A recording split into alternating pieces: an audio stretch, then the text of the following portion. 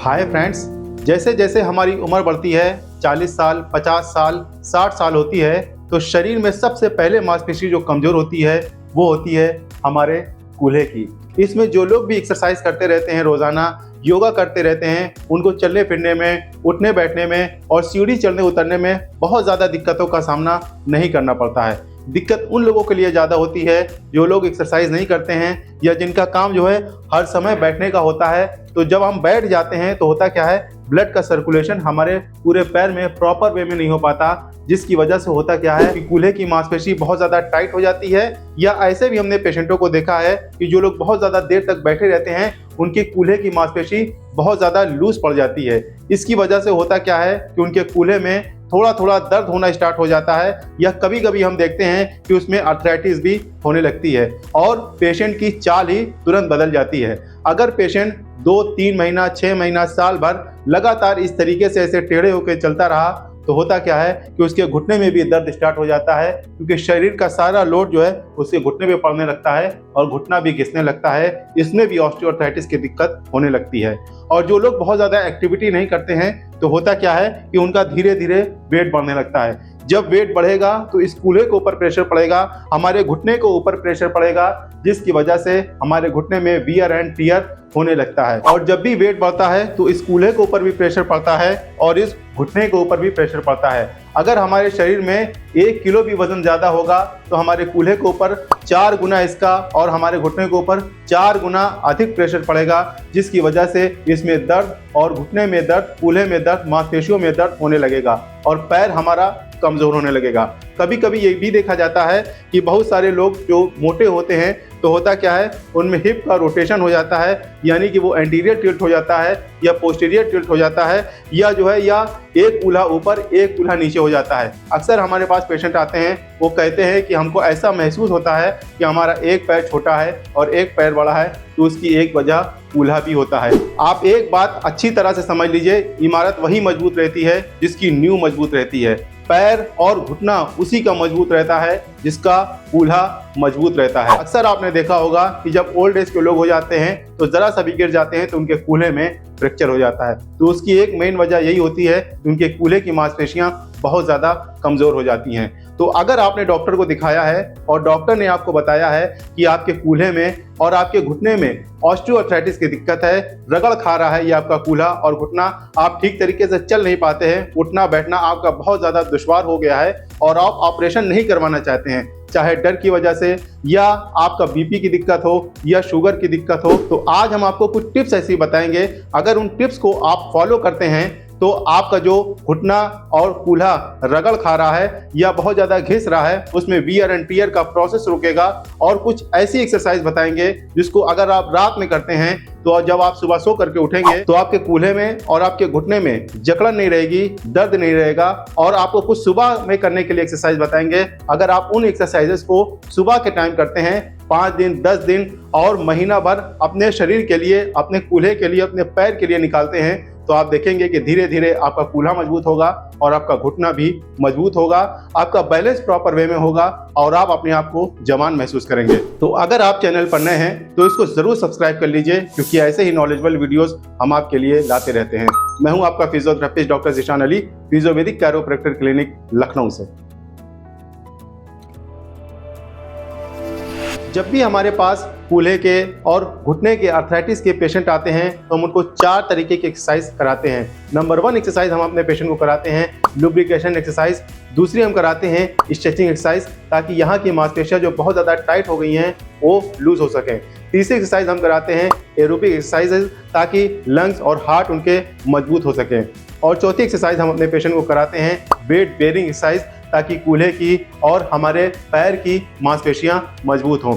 Exercise को शुरू करने से पहले आप अपने कूल्हे की और घुटने की अच्छी तरह से 10 से 15 मिनट, ज़्यादा नहीं, सिर्फ 10 से 15 मिनट गुनगुनी आप सिकाई करिए। इससे आपको काफ़ी आराम मिलेगा, सूजन कम होगी, दर्द कम होगा और जकड़न भी कम होगी। तो चलिए अब हम आपको एक्सरसाइज करके बताते हैं। सबसे पहले एक्सरसाइज हम करेंगे लुब्रिकेशन एक्सरसाइज, ताकि हमारे जॉइंट जो हैं हिप के और नी के वो थोड़ा सा फ्लेक्सिबल हो, क्योंकि जब भी हम सुबह सो करके उठते हैं तो हमारा कूल्हा और हमारा घुटना बहुत ही जाम रहता है। तो इससे हमको छुटकारा सबसे पहले चाहिए, जिसकी वजह से हम चल फिर नहीं पाते। तो आपको करना ये है, इस तरीके से ऐसे सीधे लेट जाना है, एक पैर अपना मोड़ लेना है। फिर आपको क्या करना है, इस तरीके से अपने पैर को ऊपर और नीचे बहुत ही धीरे धीरे आप करेंगे तो ये आपके जॉइंट्स में थोड़ा सा स्टिफनेस कम होगी, जकड़न कम होगी और आपका घुटना फ्लेक्सिबल होगा। फिर उसके बाद आपको क्या करना है, थोड़ा सा एक पैर आपको मोड़े रहना है और फिर गिनती लिखनी है। अब हमने पहले नी की एक्सरसाइज कर ली, अब हम करेंगे अपने कूल्हे को फ्लेक्सिबल करने वाली एक्सरसाइज। आपको क्या करना है, एक बनाना है, एक, फिर आपको क्या बनाना है, बड़ा बड़ा करके 2 बनाना है, फिर आपको क्या करना है, 3 बनाना है। फिर अगर आप थक जाएं तो आप रुक जाइएगा, या आप पैर सीधा भी कर सकते हैं अगर आपके कमर में दर्द नहीं है तो।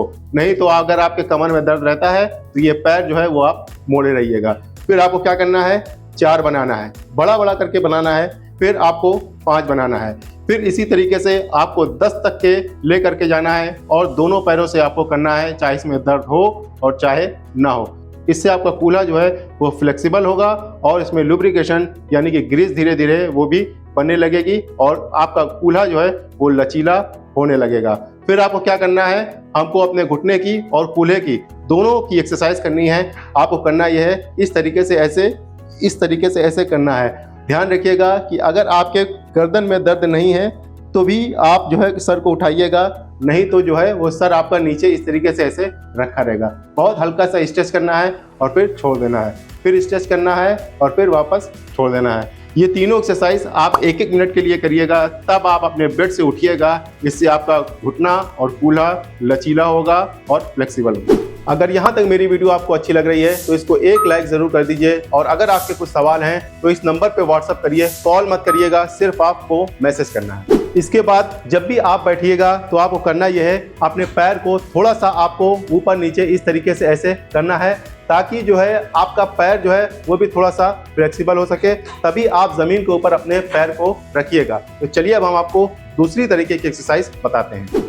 एक बात आपको मेक श्योर करनी है कि अगर आपका वेट बहुत ज़्यादा है, पेट आपका बाहर निकला हुआ है और आप अपने कूल्हे से और घुटने के दर्द से छुटकारा पाना चाहते हैं, तो आज ही से आप आलू, चावल, मैदा, रेड मीट और चीनी बिल्कुल ही छोड़ दीजिए। अगर आप 2 से 3 महीना ये आप छोड़ देते हैं तो आपका वेट कम होगा। इससे जो एक्स्ट्रा प्रेशर आपके कूल्हे पे, आपके जो है घुटने पे पड़ रहा है, वो भी धीरे धीरे कम होने लगेगा और 50% प्रॉब्लम आपकी ऐसे ही ठीक हो जाएगी। अगर आप हिप के और नी के आर्थराइटिस से बहुत ज़्यादा परेशान हैं, पैर आपका कमज़ोर हो रहा है, तो कोशिश करिए आप जो है साइकिलिंग करिए। साइकिलिंग करने से क्या होता है कि आपका कूल्हा और आपका घुटना दोनों मूव करता है और इससे आपके पैरों में लचीलापन आता है, पूरे शरीर की फ्लेक्सिबिलिटी और मोबिलिटी इंप्रूव होती है, आपके ब्लड का सर्कुलेशन बढ़ता है।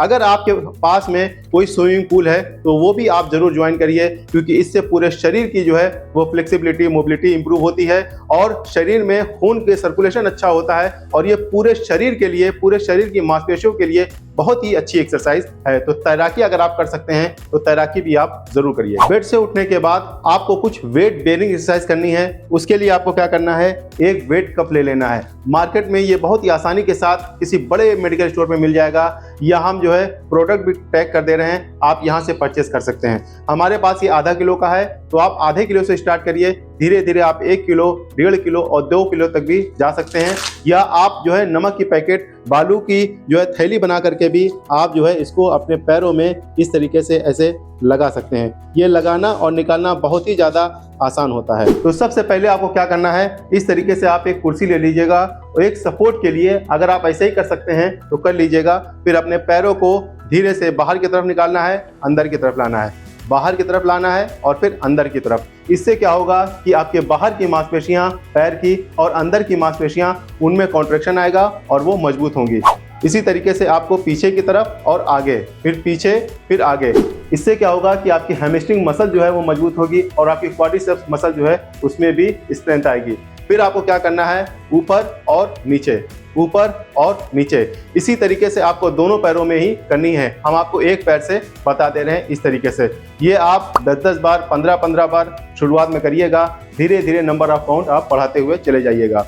फिर इसी तरीके से आपको इस तरीके से ऐसे करनी है। कुर्सी का सपोर्ट शुरुआत में जरूर लिए रहिएगा ताकि किसी तरह की कोई प्रॉब्लम ना हो और आपका दर्द ना बढ़े और आपको डिसबैलेंस की दिक्कत ना हो। और ये एक्सरसाइज आप 10 से 15 बार करना है शुरुआत में, और सुबह के टाइम आपको करना है। अगली एक्सरसाइज आपको क्या करनी है, जिनके भी कूल्हे में ऑस्टियोआर्थराइटिस की दिक्कत होती है या नी में ऑस्टियोआर्थराइटिस की दिक्कत होती है, तो उनकी ये मसल जो है बहुत ज़्यादा टाइट हो जाती है, उनको ग्रोइन पेन बहुत ज़्यादा होता है।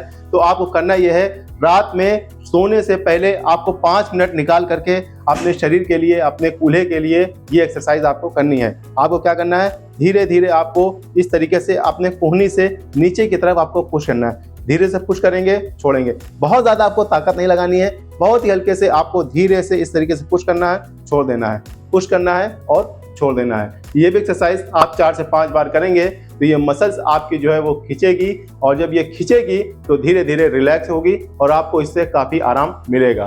फिर आपको क्या करना है, इस तरीके से ऐसे लेट जाना है और फिर अपना एक पैर इस तरीके से रख लेना है और फिर धीरे से नीचे की तरफ इस तरीके से ऐसे करना है। आप चाहें तो आप पैर भी लगा सकते हैं, जिससे आपको और अच्छा स्ट्रेच फील होगा। इससे जो है आपकी फ्लेक्सिबिलिटी कूल्हे की और मोबिलिटी बढ़ेगी और आपका कूल्हा जो है वो लचीला होगा और आपके चलने फिरने में काफ़ी आसानी भी होगी। इसी तरीके से आपको दोनों पैरों की करनी है इस तरीके से।